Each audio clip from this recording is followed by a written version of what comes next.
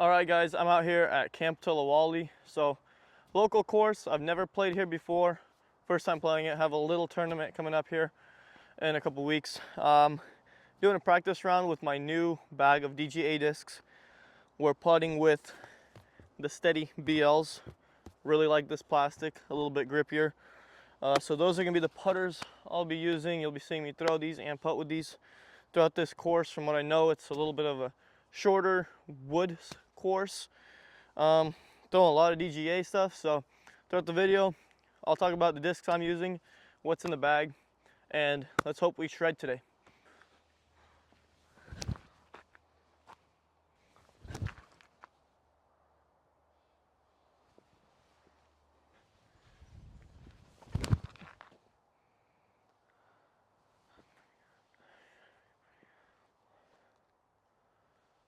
All right, so I'll be keeping score off of my first shot and putt, just to kind of get a relative score for this round.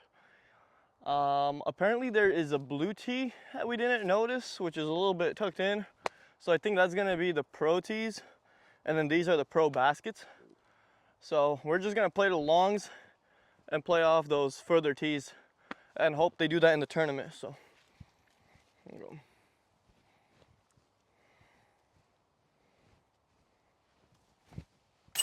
Hole 2, this is the blue tee pad, so the long ones.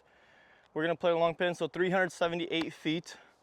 It's kind of tucked in, you can't really see it. It's around that corner and then all the way down there. So it's about another 100 feet past the short basket. See, I think this is a pipeline shot. If I hit my pipeline a slight hyzer and gets that drift through the gap, it should be pretty good. From what I'm seeing on the tee pad, the right side is a better miss. So let's see if we can carve up this line here.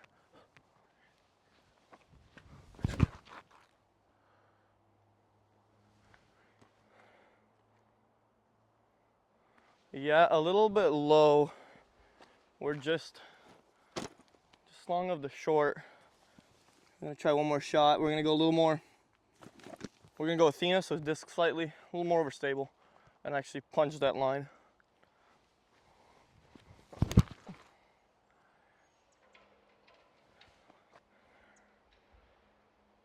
Okay, so that's parked. So we gotta go a little outside and then in, swing it, or if we go inside, we gotta just tag that tree a little better. Yeah, the miss definitely is gonna be the left side. Here it's a lot more open. Here we go. Try to spin this guy in there. Get around that tree.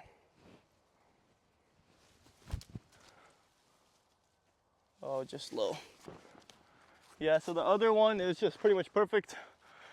Right under the basket. That's kind of the line. You got to go a little bit wider. And then I'd rather miss on this side. Definitely a lot more open. So still at neg 1. Playing off our first disc. We're going to go overstable fairway. Kind of a flex. This is hole 3, 350. We're going to smooth one through the gap. Give ourselves a look. That's perfect. Just needs to hook up and get a little skib there at the end. Yeah, that should be parked.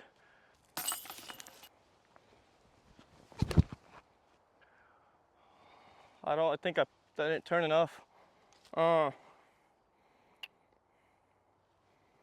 We'll see.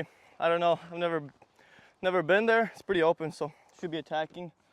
Let's throw one more. Let's hit it with a nuke and just shape it. I like that line better. Just keep it low. Yeah, so if you hit your angle like that, you're like 250. So short par 4. Should be a pretty guaranteed birdie from anywhere after 400. All right, so we're a little bit obstructed here. We got a little wall of trees to go over right above the camera.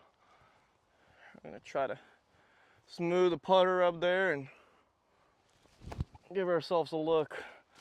That looks pretty good. How's that look? 15? Yeah, okay. Nice. So we're in putting range, so yeah, as you can tell, you can get off the fairway a little bit on this course, but you still get your birdie. All right, so 35 footer, a little bit shorter than we thought. Just give it the height.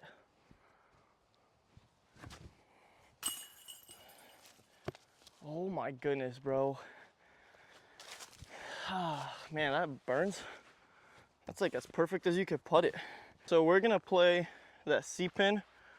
It's like this way and then that way. There's a mando tree up there. I'm not exactly sure which one it is. Looking at this here, I think it's, I'm just gonna play a shot at about 300 feet. Just kind of get into that opening and then see if it's a second gap, we can go forehand, or Annie, if it's the other gap, we could just go straight at it. So I think just throwing an aftershock 300, smoothing one out there, keeping it straight is gonna be good enough.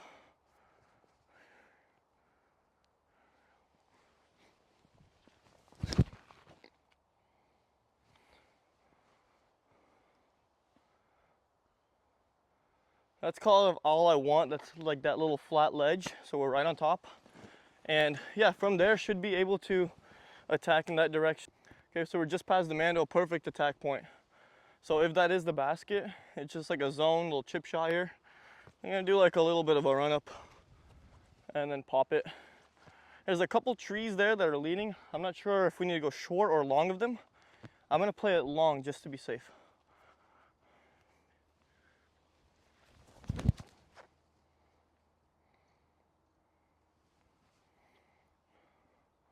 Perfect, so just under the basket. Pretty easy par 4, honestly. If you hit the main gap and you get long enough, you get past this mando tree, it's a very open little chip shot with oversteel putter. The issue here on this hole is I feel like what it gets you to do is if you hit early here, you're kind of birdie's out of play if you don't get through the initial gap. And then if you go a little bit too long, then you're more pinched on this side where there's a lot more trees. So we kind of position ourselves perfectly. You know, hopefully we don't get a spit out.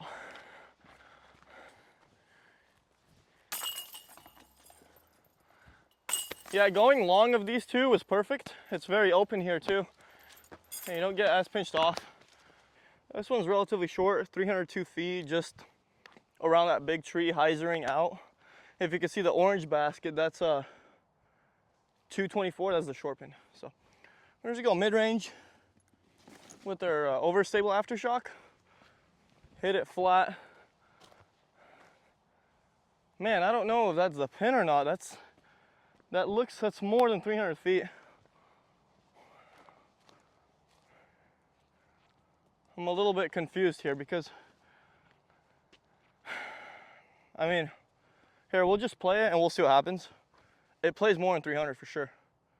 And I need more of a dump. Okay, we're gonna go with a tsunami and just play that shot and go about 350 and see what happens. Here we go.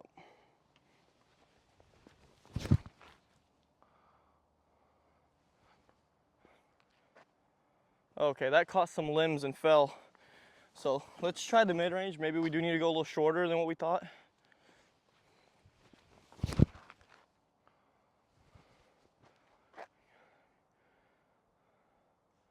So, I mean, maybe it is 300. It's just the little slopes and all the foliage makes it look further. Let's go see what we're looking at. Mid-range is about 25 feet away. It is 302 feet. This tsunami hit this tree and dropped. So we're exactly 32 feet away, just paced it out. So 1 foot inside the circle. You'll stand still and release it flat. Get that nose up and get that in there.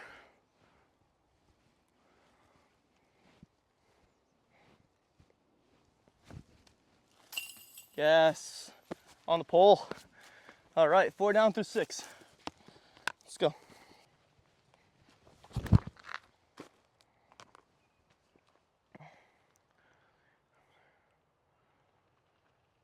Yeah, shape that thing up there perfectly. So just hit it flat and let it glide.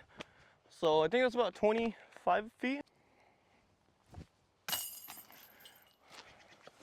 A little wobble on that putt. There it is. Oh my days. There you go.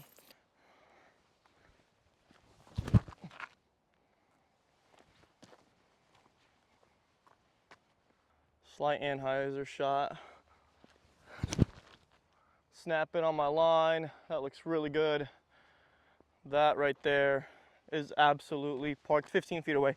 So short pin is just an aftershock, slow turnover. Long pin, we'll play it along for scores. So see what happens.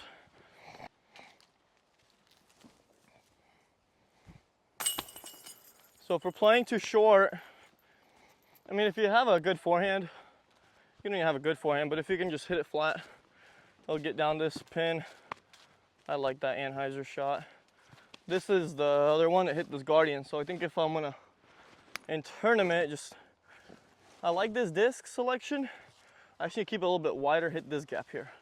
But it's still kind of a shot that you gotta just throw and hope you don't hit anything down here. Oh, no chance. Just parked, easy par. I'm gonna try to sauce one up here.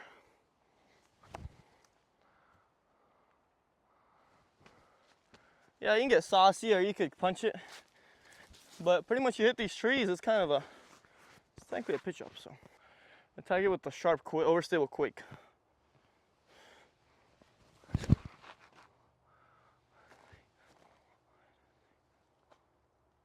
I think that's the line. That might be a little bit short. We'll go have to see. So yeah, a little bit short here. I think a fairway driver is going to be a better option with the angle. Really overstale fairway, but let's give ourselves a look. Swing it in. Oh my days. That was so close. Ah, man, that had to be within feet of the basket. All right, we made it out here to hole 10. This is the back 9. We're gonna go, so the long pin is just past that red basket, another 100 feet, about 90 feet past it. So I'm going to aftershock at the red one, go right over it straight, maybe hyzer a little bit, give me a look. I mean, attacking it straight on, it looks like there's a lot of foliage, so it lines up perfectly for a flex forehand. I'd like to carve a mid-range down here, but we're at 5 under through 9 holes, so definitely missed a couple chances, but you know, 5 down through 9 isn't bad. I think the goal is to be over 10 under on this round, so playing it blind, not too shabby. Here we go, aftershock.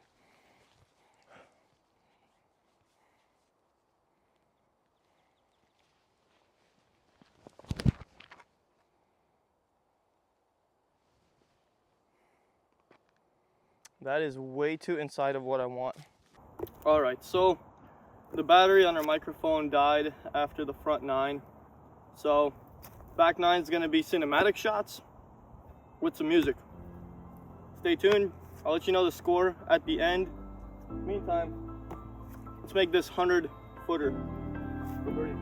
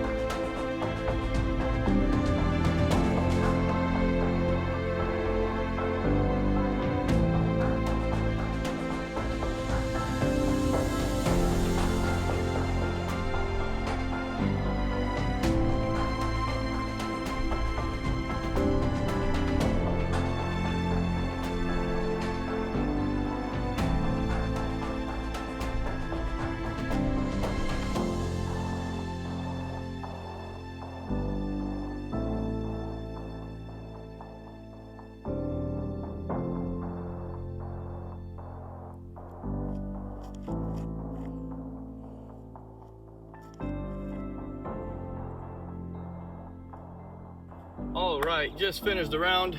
We finished with a score of 7 under, so -7, back 9. A little bit more difficult. Like, there's longer holes, I would say, that require a little bit more technical shots. There's more trees involved too, so further down the fairway. But nonetheless, I like it. I had a couple bad spit outs that pretty much hit dead center, came out, so that could have been 9 under. That's not avoidable, but regarding that, those are what ifs. But generally speaking, I like the course. I think a lot of mid-range shots, a little bit of fairway shots. There is a 500 something foot par 3 that requires kind of a little bit of a gap hit, so that's the only one that's like bonus. Every other hole here is gettable, so if you give yourself 15 birdie looks, you'll make 10, 12, right?